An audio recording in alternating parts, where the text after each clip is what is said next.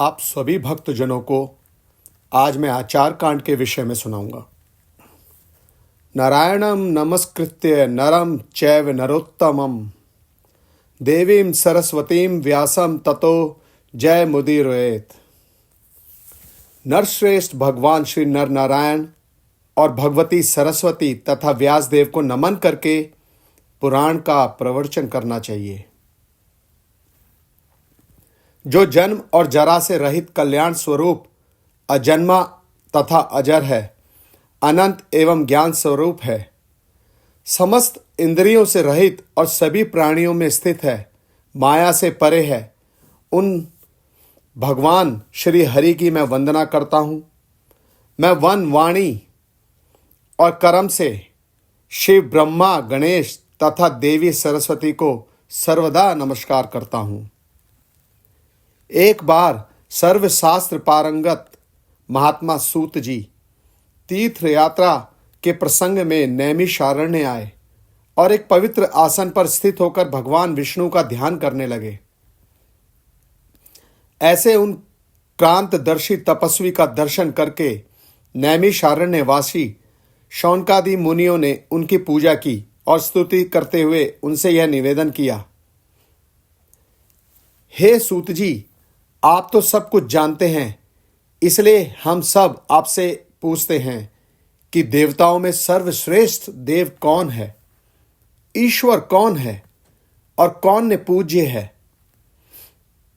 ध्यान करने के योग्य कौन है, इस जगत के सृष्टा पालनकर्ता और संहर्ता कौन है, किनके द्वारा यह सनातन धर्म प्रवर्तित हो रहा है और दुष्टों के विनाशक कौन है, उन देव का कैसा स्वरूप है, किस प्रकार इस संपूर्ण जगत की सृष्टि हुई है, किन व्रतों का पालन करने से वे देव संतुष्ट होते हैं, किस योग के द्वारा उनको प्राप्त किया जा सकता है, कितने उनके अवतार हैं, उनकी वंश परंपरा कैसी है, वर्णाश्रम आदि धर्मों के प्रवर्तक एवं रक्षक कौन है। हे महामते श्री सूत जी, इन सबको और अन्य विषयों को हमें बताएं तथा भगवान नारायण की सभी उत्तम कथाओं का वर्णन करें। सूत जी बोले, हे ऋषियों, मैं उस गरुड़ महापुराण का वर्णन करता हूं और भगवान विष्णु की कथाओं से परिपूर्ण सारभूत है। प्राचीन काल में इस पुराण को श्री गरुड़ जी ने कश्यप ऋषि को सुनाया और मैंने इसे व्यास जी से सुना था। हे ऋषियों, भगवान नारायण ही सब देवों में श्रेष्ठ देव हैं। वे ही परमात्मा एवं परम ब्रह्म हैं। उन्हीं से इस जगत की उत्पत्ति, स्थिति और संहार की क्रियाएं होती हैं। वे जरा मरण से रहित हैं।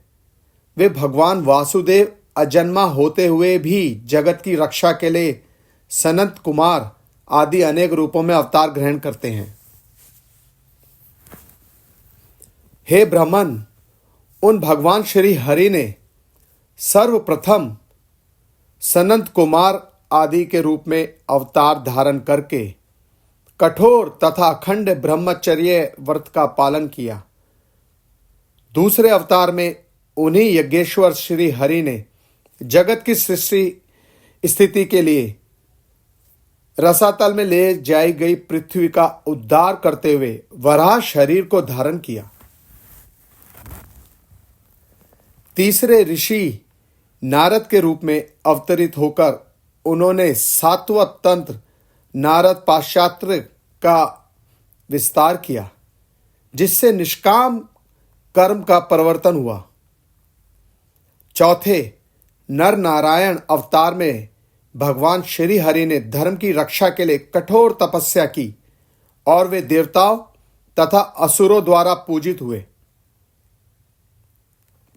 पांचवें अवतार में भगवान श्री हरि कपिल नाम से अवतरित हुए, जो सिद्धों में सर्वश्रेष्ठ हैं और जिन्होंने काल के प्रभाव से लुप्त हो चुके सांख्य शास्त्र की शिक्षा दी।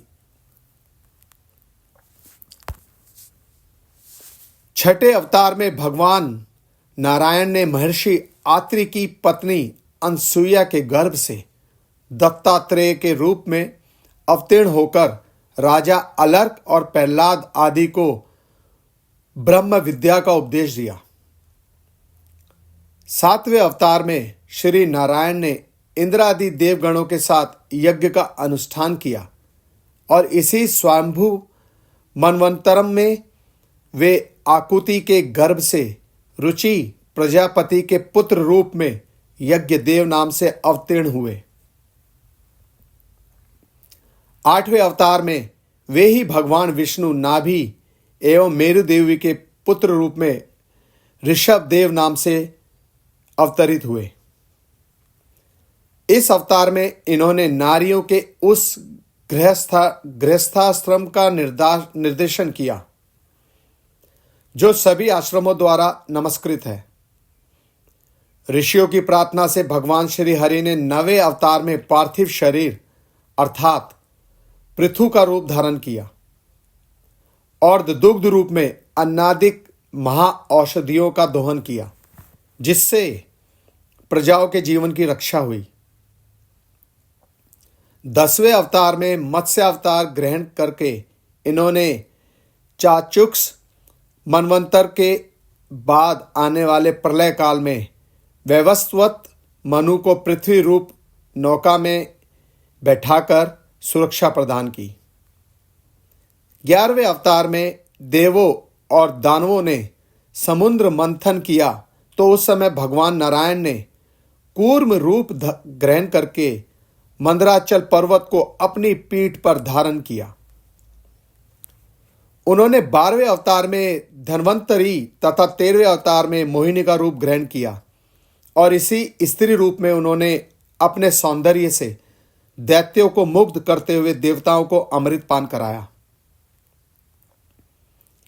14वें अवतार में भगवान विष्णु ने नृसिंह का रूप धारण करके अपने तेज नखाग्रों से पराक्रमी दैत्यराज हिरण्यकशिपु के हृदय को उसी प्रकार विदीर्ण किया जिस प्रकार चटाई बनाने वाला व्यक्ति तिनके को चीर डालता है। 15वें अवतार में वामन रूप धारण करके वे राजा बलि के यज्ञ में गए और देवों को 3 लोक प्रदान करने की इच्छा से उनसे 3 पग भूमि की याचना की। 16वें परशुराम नामक अवतार में ब्राह्मण द्रोही क्षत्रियों के अत्याचार को देखकर इनको क्रोध आ गया और उसी भावावेश में इन्होंने 21 बार पृथ्वी को क्षत्रियों से रहित कर दिया। तदंतर 17वें अवतार में पराशर द्वारा सत्यवती से अवतरित हुए और मनुष्यों की अल्पज्ञता को जानकर इन्होंने वेद रूपी वृक्ष को अनेक शाखाओं में विभक्त किए। श्री हरि ने देवताओं के कार्य को करने की इच्छा से राजा के रूप में श्री राम नाम से 18वां अवतार लेकर समुद्र बंधन आदि अनेक पराक्रमपूर्ण कार्य किए।